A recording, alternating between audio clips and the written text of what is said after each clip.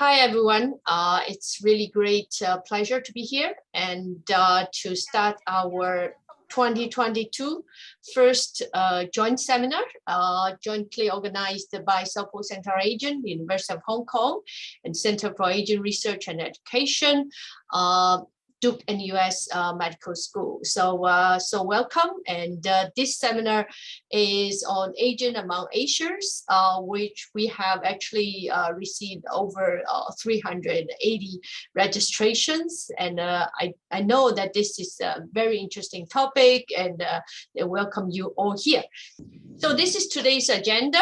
We will have 5 presenters presenting an Asian study in Philippines, Vietnam, Singapore, Malaysia, and Japan. So then we will move to the Q&A. So if you have any questions, please feel free to type in the chat room so that we can actually know what are the questions you want to ask and which professor and doctor you would want to direct to. And because the time is very tight, let's welcome our first speaker, Dr. Grace Cruz. And her topic today is Introduction to the Longitudinal Study of Aging and Health in the Philippines. Thank you. Good morning. I'm going to present the aging issues in the Philippines. And my presentation will be mostly based on the results of the baseline data of the 2018 longitudinal study on aging and health in the Philippines. Okay, so LSAP is the first nationally representative study on aging with a panel designed to be conducted in our country. And it's designed to investigate the health status and well-being of the Filipino older people and their correlates. When we will have our follow-up data, it also hopes to assess the determinants of health status and transitions in health status. So our data covered almost 6,000 cases of older Filipinos 60 years and over, with 94% response rate. The design is such that we oversample those who are 70s and their 80s so that we will have enough cases in the follow-up. And it's also multi-actor in the sense that we did not only interview older persons, but their caregivers and adult child as well. It was implemented by the Demographic Research and Development Foundation in the Philippines and was funded by the Economic Research Institute for ASEAN and East Asia or area. So the main tool for gathering the data was a face-to-face interview using a computer-assisted personal interview or copy, because this was pre-COVID. And we allowed for proxy interview, although we limited the information gathered to just factual information. We were supposed to do the follow-up in 2020, but because of COVID, it was postponed, and hopefully we will be able to do it this year.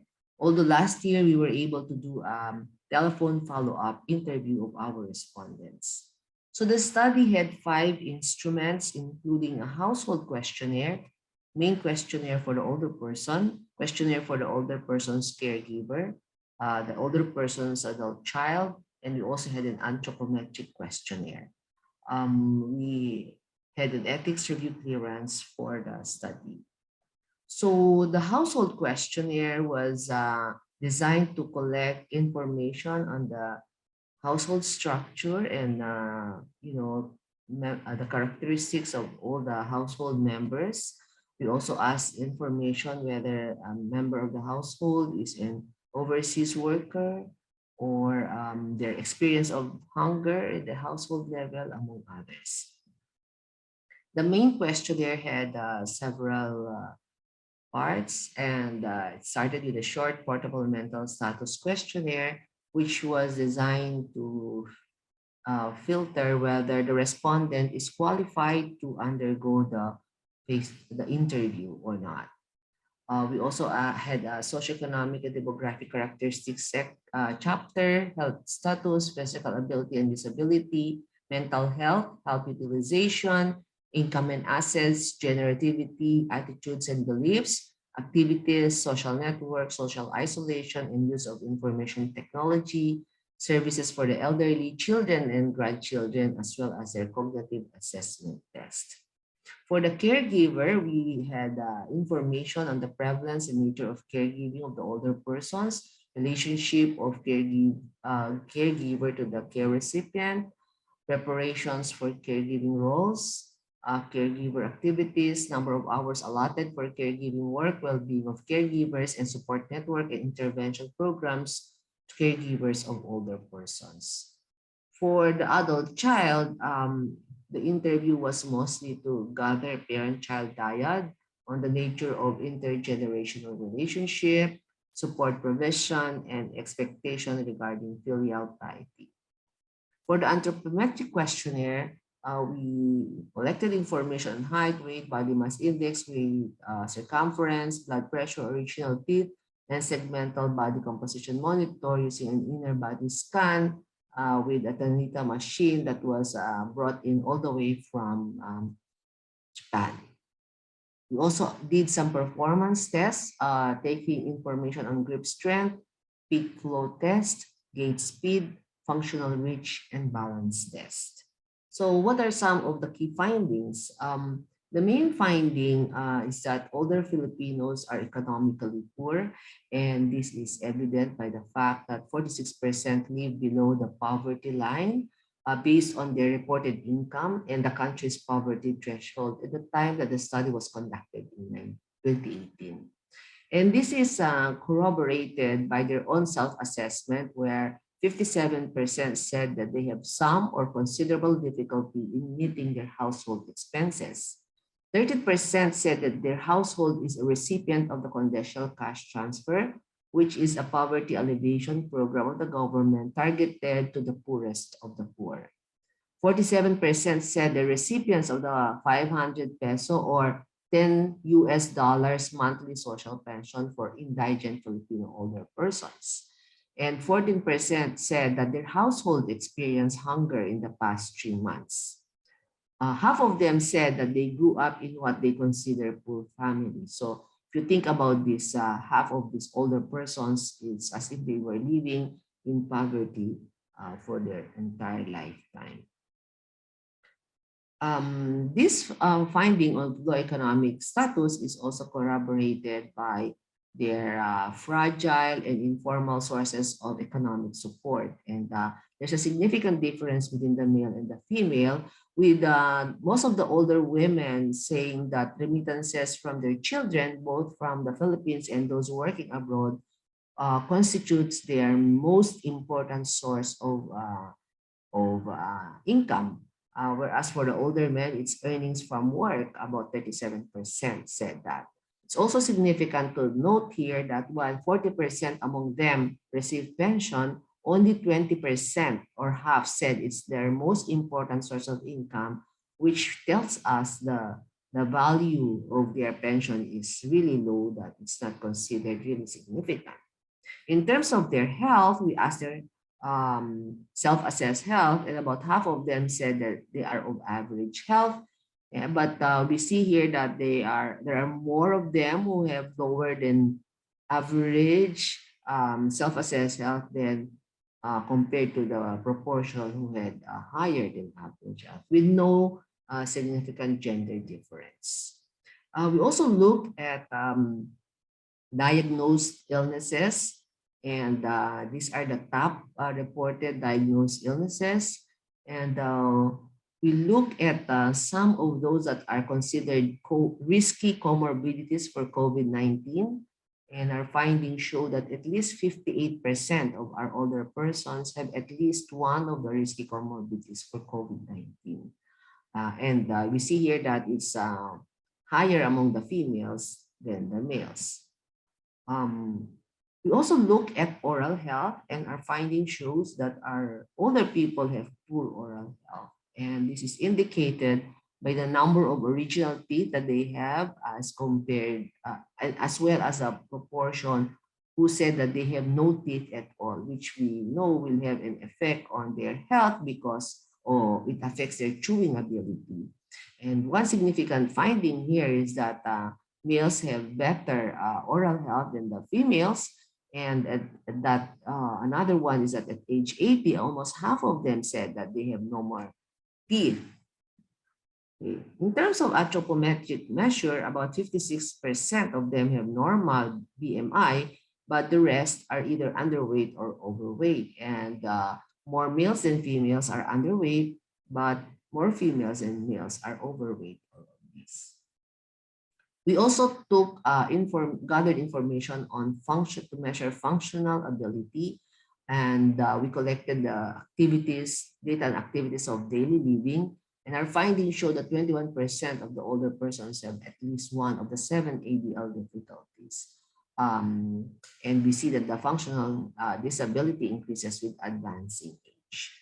We also collected information on instrumental activities of daily living, and the number increases to 27% who said that they have at least one of the 7 IADL activities. One important finding is the significant proportion of unmet health care needs, particularly due to financial reasons. Our findings show that 29% felt ill and thought about seeing a doctor in the past year, but they did not do so. And if you look at the reason why they did not go for medical help, 86% said that it was due to financial difficulty. At this point, I would like to discuss how our LSAP findings have been useful towards providing evidence for policy and programs for older Filipinos. Here, I make a list of our major government agencies that are doing policies and programs for older persons, particularly the Department of Health. The Department of Health has done a manual of operations on health and wellness program for senior citizens for its local implementers, and this document has heavily cited the results of the LSAP. The OH Geriatric Training Manual has also made use of the LSAP findings. The Department of Social Welfare and Development, which is spearheading the aging policies and programs in the country, has also been closely working with us, and they have used a lot of our LSAP findings to inform their intervention programs and for older persons. Particularly, they are heading an interagency technical working group on active aging and healthy aging and development, for which our institute is a member of the committee, and I am particularly representing our institute. And the results of LSAP has been presented several times in this technical working group discussions as basis for their policy. Another government agency is the Commission on Population Development, and we have already presented the LSAP to the Board of Commissioners for policy consideration. The National Commission on Senior Citizen is a newly created commission that is mainly tasked to make sure that all policies and programs of the older persons in the country are well taken care of, and our findings have been shared with the Commission through guestings in a radio program which is hosted by their chairperson. We also are working very closely with the Commission on Human Rights. We have been invited several times by the Commission on Human Rights Capacity Development Program on Human Rights of Older Persons, where we serve as resource persons for their training programs. I'm also a member of their interagency committee that meets on the rights of older persons. Our findings have been used as inputs to the UN Open-Ended Working Group on Aging. One of the non-government agencies that actively works for policy on older persons is the Coalition of Services of the Elderly, or COSE. And COSE has been also closely working with us, and they have used extensively the results of LSAP for the formulation of their documents, policy, position papers, etc. All right, so we of course have been disseminating the results of LSAP in various conferences, webinars, TV and radio interviews, seminars, and podcasts. And I'm presenting here some of these seminars and programs and international conferences. Of course, we have publications including journal articles, research briefs, commentaries, thesis working papers, and infographics using our LSAP data. So I think our LSAP data has gone a long way towards influencing not only policies and programs, but academic research of aging in the country. So I would like to thank Sao Paulo Center on Aging, the Duke NUS, and Center for Aging Research and Education for inviting us for this opportunity to present our findings. And of course, we want to thank AREA for funding our study. For those who are interested, this is the copy of our first report based on the baseline data, and you're welcome to download it. Thank you very much for your attention, and we look forward to more discussion this morning. Thank you very much.